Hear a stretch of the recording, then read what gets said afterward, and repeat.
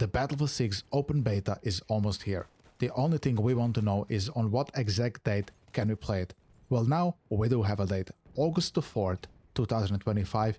In around 2 weeks time we will be able to get our hands on the big redemption game from EA and DICE. Electronic Arts Global Community Manager Kevin Johnson, also known as Total FPS, has also reached out to the community on his personal X account to explain that they are in fact listening to the community and are willing to respond and talk about things if they're able to. If you're new here, hey, my name is Ace, I'm a Battlefield YouTuber and I'm covering Battlefield 6 extensively.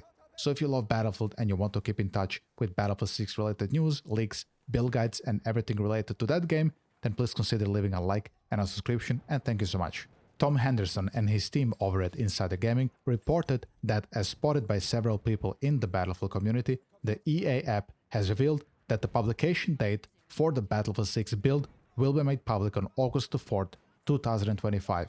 While not a confirmed release date, the publication of the build means that it will be playable, and thus likely to begin at the beginning of August. They also claim that although not yet officially confirmed, Insider Gaming understands that Battlefield 6 will officially be revealed on July the 31st, 2025. This is old news, we learned that last week, but they also claim the beta dates will be also formally announced on July the 31st.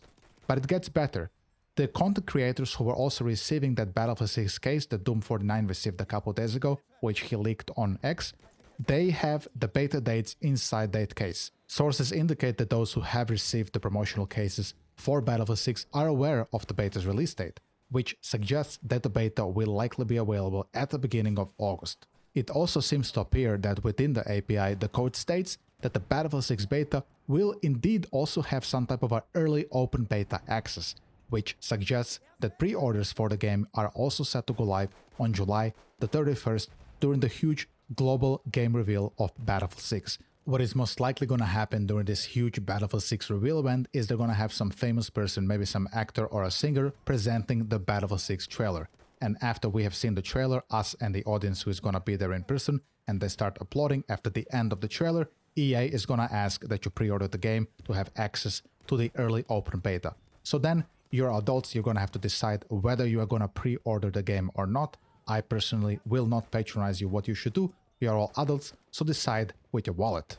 As a creator, I will most likely have to pre-order the game because they're probably gonna give 1 or 2 extra days of open beta access, or I might be able to play the game a little bit earlier compared to the people who haven't pre-ordered Battlefield 6. And the reason I have to do this is because I'm a YouTuber for Battlefield, and in order for me to stay competitive on YouTube, I have to pump content at the same pace as my colleagues. So if the pre-order allows me to do that, I will have to do it. Trust me, I really don't want to do it, not after Battlefield 4 and Battlefield 2042, and I really hope you believe me, I have never in my life, other than buying Space Marine 2, ever pre-ordered a game ever. And I really don't want to start that trend with Battlefield 6, but like I said, as a creator, it is my duty to provide you content, so if this must be done, then so be it.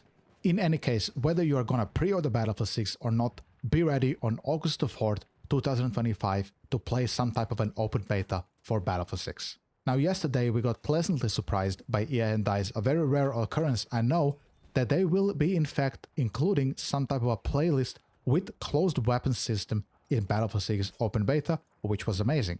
What went a little bit under the radar was the message from Kevin Johnson, also known as Total FPS, Electronic Arts Global Community Manager, on his private X account.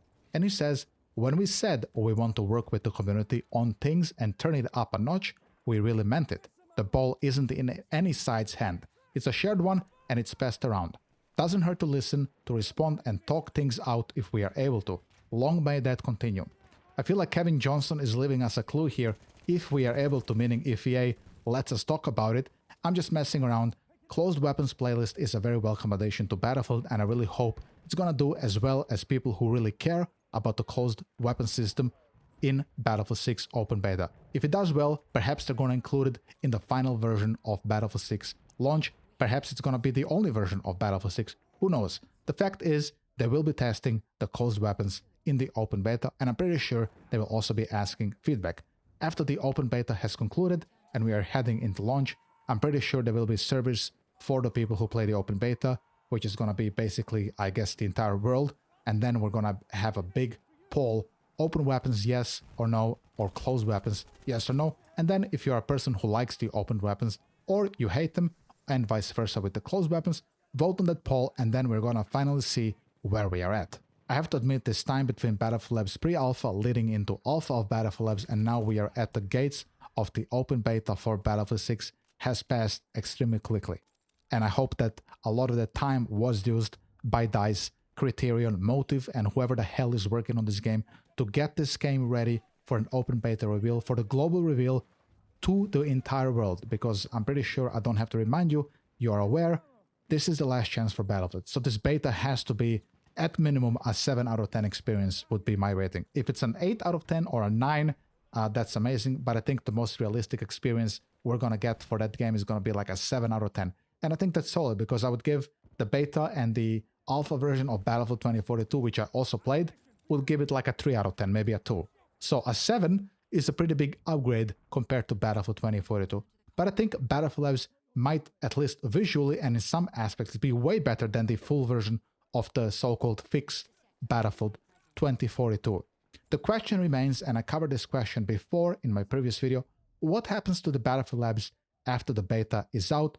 In my previous video, I said that Battlefield Labs is most likely gonna close, but now I'm rethinking that decision. There's still a Battle Royale here to decide.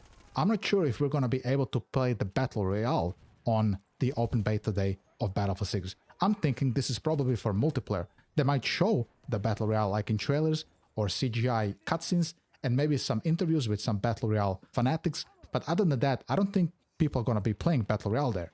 So Battlefield Labs might continue until launch, with Criterion's Battle Royale being as the main focus and the multiplayer basically being, I guess, kind of ready for launch after the open beta.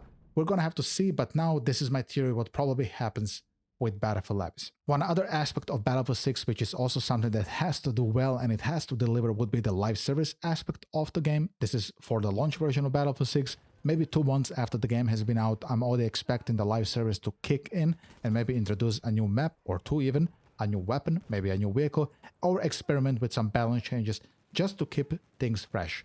Because we need to understand that when you have a live service game, if you don't update it regularly, it can become a little bit stale.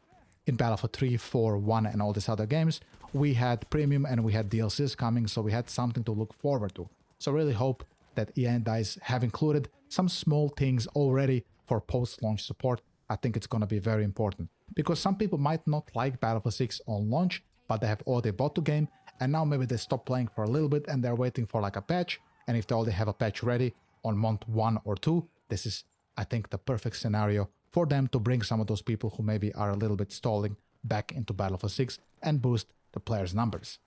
And with that being said, guys, thank you so much for watching this video. If you enjoyed it, then subscribe, like, and comment, and I'll see you boys in the next video. Have a great day. Bye-bye.